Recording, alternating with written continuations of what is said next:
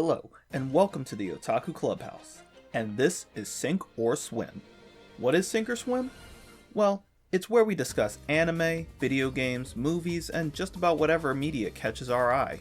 Then give our first impressions of them. From top to bottom, we give our ratings of a swim, a tread, a float, a drowning, and at worst, a sink. Comments are always welcome, and of course, we're waiting to hear what you have to say too. Let's get into it. Let's talk about the anime called Build Divide, or what's the full title? It's like Build Divide Black something, Blackface. Build Divide. Build Divide Code Black. Code Black. It's a little anime following two characters we see primarily. The protagonist, his name is Teruto Kurabe, and this girl who looks a lot like the Neji Sanji Penguin VTuber. I'm just gonna put this out there. Her name is Sakura Ganba, right? Banka. Banka? Oh shit. Doesn't matter. I'm just gonna refer to her as Sakura from now on. We cut to this weird setting that is later revealed to be called New Kyoto, or Neo Kyoto, sorry. And it's kind of like some kind of virtual, it is a virtual world, some kind of like VR or something like that these characters all find themselves in. We follow along Sakura, who's running away from some Eminem listener who's chasing after her. And he pulls out a playing card and just fucking blows her up. Luckily, she had her own playing card, and they seem to manifest real effects in this world. They bump into Teruto, who's eating a bread-shaped bun, and he ends up dropping it when Sakura bumps into him. And the hoodlum steps on it. What a bastard. And when he pulls out his butterfly knife to assault the pair, which, why did he pull out the card in the first place when he has a knife? We'll never find out the answer. Teruto. Clearly, he's a Yu-Gi-Oh villain. Give me your cards now. Just runs into the Kmart. Teruto pulls out his own card and then summons fucking Death 13 to fucking, I'm gonna assume, murk the guy. Just kill him off. And as a result, they meet. They talk to each other. He seems to be confused about why he's here. He seems to have lost his memories, and he doesn't know what the fuck Build Divide is. And then Sakura's like, you haven't heard of Build Divide? It's only the most popular, most pre-ordered new card game in 2022 that there is. And then they have... She suggests having a tutorial duel. And that's what they do. As far as... Because let's keep it 100% a buck, right? I know Akumas has looked into this game a little bit. He's seen the rules and the extra materials or whatever. But if you're just judging this episode by the first episode, this first starting duel, this tutorial duel to show how the game mechanics work, holy shit, bro! Talk about a mile a minute. First they're like, all right, so you get 10 life points, and like, oh yeah, all right. And you get 40 cards, and you get a deck master, and you're like, yeah, that makes sense. And then she just starts busting out the fucking full length combos, and even Teruto's like, what the fuck? What's going on here? I thought this was just a teaching duel. But luckily enough, something triggers in his head, like some memories. His amnesia starts to fade away, and something is like, I gotta defeat the king, and he goes full edge mode. He starts pulling out his combos, and now Sakura's confused, and she's like, what the fuck? I thought you said you never played this game before. So the duel itself is fairly interesting. The way it fucking is set up, like I said, it's... they just get into it, assuming that you already know how to play. But not to the full extent. Like, she does give the ground rules. Everything seems to be explained. And while they do skip ahead a little bit in between, like, the commercial break that I catch, for the most part, this seems like a totally accurate to the rules duel, as far as I can tell.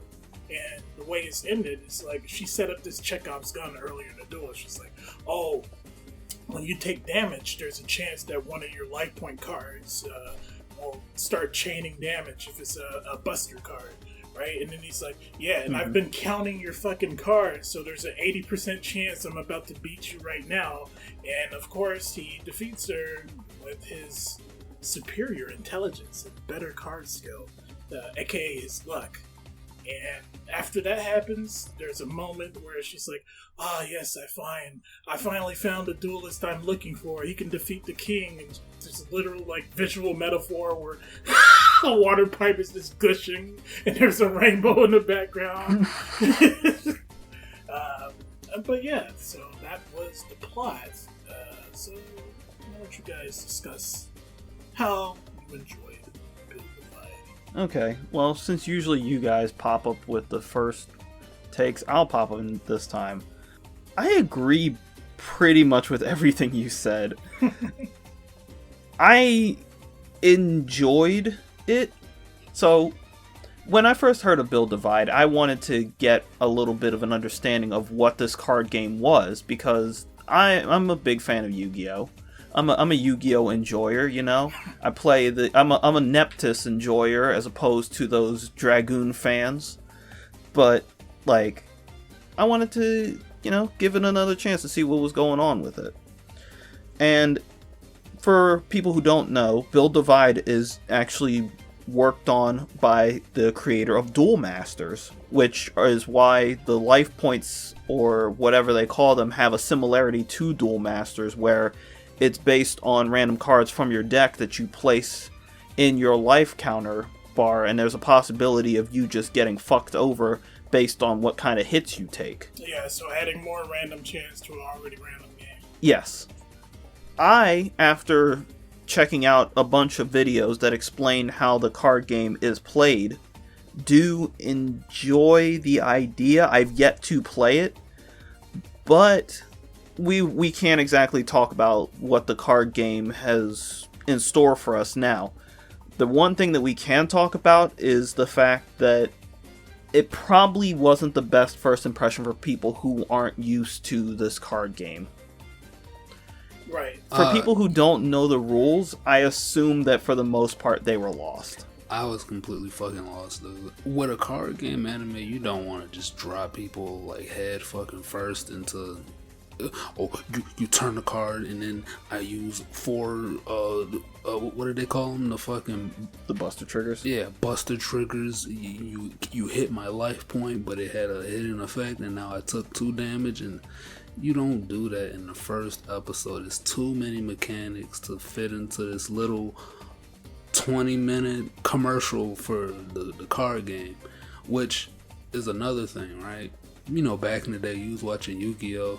Yeah, the monsters was cool, but like it also had a plot that was, wrapped you up into it. I did not feel that when I was watching this episode. It seemed very generic. It seemed very rushed. It seemed like they really wanted to get all of the mechanics of the card game right in your face, but it was way too fast for people to really take in. Well, I gotta be 100% fair here. Started the Yu-Gi-Oh! Anime, assuming you didn't watch Season 0, which is totally different. Started Yu-Gi-Oh! Anime, there are no rules. Niggas just do whatever the fuck they want. Therefore, they have no restraints. Other similar animes like Cardfight Vanguard or the recent Shadowverse, basically those rules are so simple that... Because this game seems more complicated. It seems more like Magic or Duel Masters than Yu-Gi-Oh! Right? And it's a more complicated game, and it has established rules. And as far as the anime is concerned, they want to stay, fairly accurate. So it's either you have like a baby duel, or you do this. And I don't know. I don't really know what's better. I know it is just a glorified commercial, but you can't do the Yu-Gi-Oh! Method where you just do whatever the fuck you want and then fix it later in retrospect. Yeah, that was actually one thing I was about to say, is the fact that early on Yu-Gi-Oh!, if you look at what happened in the card game, as opposed to what was happening at the end where there were like solidified rules. That's the reason that I enjoyed GX as much as I did, because that was when the rules were solidified, as opposed to the original Duel Monsters where, as everyone remembers, what are you gonna attack, Yugi? I'm going to attack the moon! Yeah, like, I would compare this to, say you never heard of Yu-Gi-Oh! Before and your first Yu-Gi-Oh! Anime was like, Zexal or fucking Vrains, then you would be like, because in the first Duel of Vrains was fairly complicated as well. Yes, very much so. The first Duel of Reigns was not just, like, the players actually having, like, fucking chains and shit. It was also playing on your opponent's turn. Right. They were doing some advanced concepts. And they were doing, like, the beginning of Reigns was, like, speed duels, and then the latter half was, like, normal duels, but whatever. I would put that barrel of problems, like, on its own. It's separate from the anime, but of course it's attached to the anime is that the game is kind of complicated. Well, here's the thing. I wouldn't actually put that. I'd say that very much is the anime's fault. Like, you have to be able to... You think about it, right? Okay. Let's think about it like from what Hawkeiser was saying. This is trying to sell us on the idea of build divide. And let's drop all preconceived notions of us being card game fans and stuff like that. Let's just say we were fucking young people who were looking into this build divide thing. Would that first episode have told you anything about how to play this game? For the first minute of the duel, yes. But anything after that was like way too high paced, way too fucking advanced concepts. Yeah, and part of the folly in this is the fact that, and this is another thing that you both pointed out, is all of the monster designs, at least that they used, were like people, cute girls, or cute girls. I mean, part of Sakura's deck was machines, and she got to do like a few machine summons, but they weren't like particularly amazing machines. Like, there weren't any Machine King up in there. Like, when you saw Machine King when you were a kid, that was like, oh, that's a cool machine robot. But there weren't any like cool machine robots that Sakura summoned. It was either a cute girl or a turret. Yeah, pretty much. And Teruto's deck was like cute girls, 2 knights, and Bloom's absolute territory, because she has all of the absolute territory that has ever been created in the history of man. Because Jesus Christ, her fucking shorts and her fucking stockings and her fucking thick ass thighs were on display the whole time. Speaking of thighs, holy shit, did they spend a lot of time looking at Sakura's fucking stockings. That was she pulled her deck very out. explicit. She had to fucking pull her skirt up to pull out her deck. Yeah, and there was the fucking scene where they were following behind her, and then they were looking at her fucking legs. It was like, wow, I see what this character exists for already. It's kind of early to be doing this much. But I'm assuming that this is geared more towards... Because... I don't know, I refuse to believe Yu-Gi-Oh! Is geared towards children. Children can't understand Yu-Gi-Oh! There's no child out there who... Dude, we broke the rules there's all the no time way. back in the day. Yeah, so did Yuki. But yeah, I assume that this is geared more towards a like older teen to like young 20s audience. I honestly would assume that it's geared towards, like you said, the established card game enjoyer audience. Yeah, like there's like I don't think that there's going to be any kids who get into this. It's expected that some people understand certain card game philosophies and stuff in order to play this. All of that aside, let's talk about the anime part of this, because this has mostly been about us talking about the card game problems. Well, I think the two are intrinsically linked. The fact that it spent so much time on the game mechanics, like dumping them all in front of you, really sort of it made me step out of actually watching a show.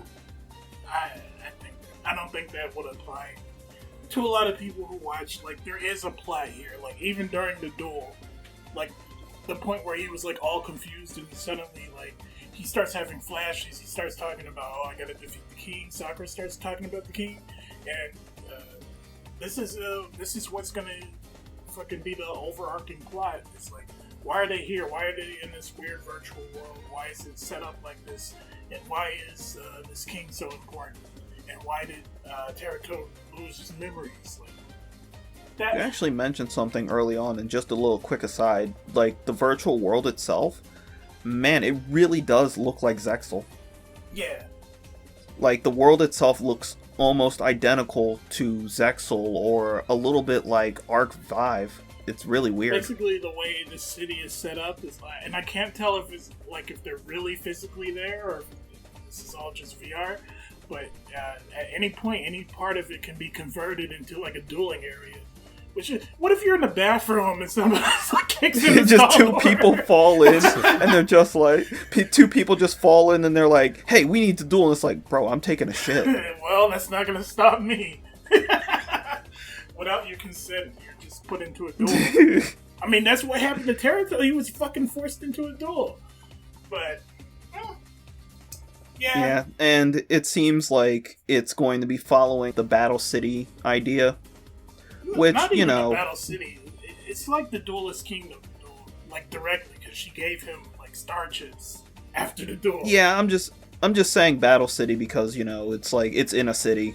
True. And they don't seem to be like, oh, hand over your rare card, kid. At least as of yet, that doesn't seem I'm to be a rare hunter. Well, there was that dude at the beginning who pulled out a fucking butterfly. He was basically a fucking rare hunter.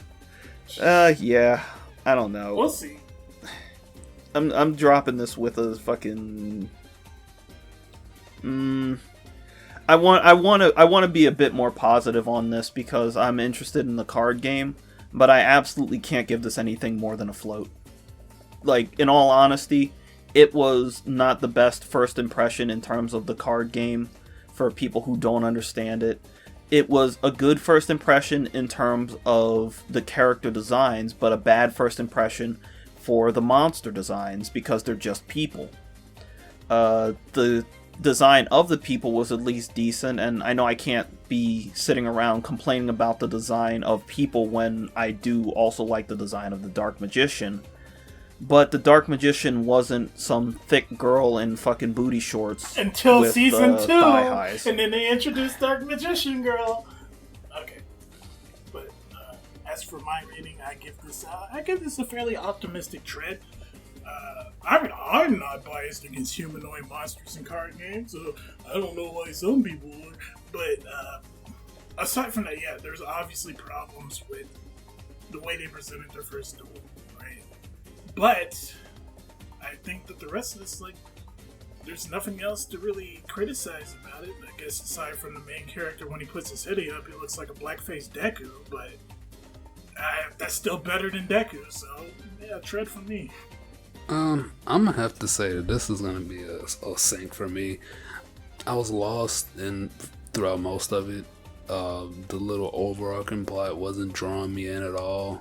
I will say that the card art, pretty cool. I like the monster. Well, I guess, do they call them monsters? I don't think they do. I think so. Well, the monster designs look cool, but they could use a little bit more variety. You know, I'm not complaining about these big titty bitches. You know, I can look at them all day, but I'd rather have like some dragons and some like super robots, some lizards, you know what I'm saying, mummies, you know. But yeah, and all you've got is mommies. Other than that, there's nothing positive for me in this anime. So yeah, it's gonna be a saint. Alright, well, maybe in the future we'll actually sit down and try out the card game if we could find a way to play it. And, you know, maybe in the future when they actually come over here, maybe I'll go ahead and check him out. Like, you know, maybe I'll grab myself a booster box and check out the structure decks. Yeah, maybe. Winks the camera, haha. Maybe that will happen, haha. Haha, maybe. Haha. It's not like I'm already looking for them right now. Haha. Anyway, that's it for Build Divide, and, you know, stick around. We've got more Sink or Swims coming in the future, and we'll see you guys in the next one. Don't forget to like, comment, and subscribe. See ya.